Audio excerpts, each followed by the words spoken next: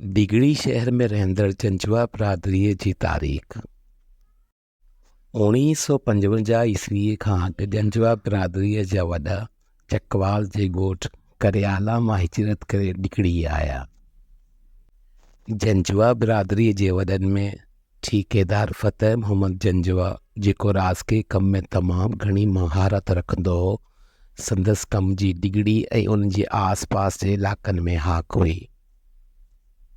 मरहूम मीर हाजी मोहम्मद हयात खान टालपुर जी औताक भेण ठीकेदार फ़तेह मोहम्मद जंजवा जी ठहियल आहे। संदसि औलाद में मरहूम राजा एहसान जंजवा पंहिंजे वक़्त जे बहितरीन उस्तादनि मां हिकु हो। मरहूम राजा एहसान जंजवा जो वॾो पुटु राजा मोहम्मद फरहान जंजवा पिणु तदरीस जे शोबे सां वाबस्ता आहे ऐं संदसि शुमार तालके जे बहितरीन उस्तादनि में थिए थो। नंढो पुटु राजा मोहम्मद हमज़ा जंजवा पिणु तदरीस जे शोबे सां वाबस्ता आहे।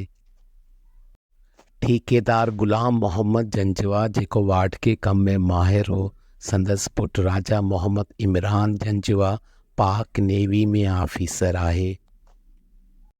फज़ल हुसैन जंजवा, जेको राजा मोहम्मद फरहान जो नानो हो, संदसि वाढके कम में माहिर हो।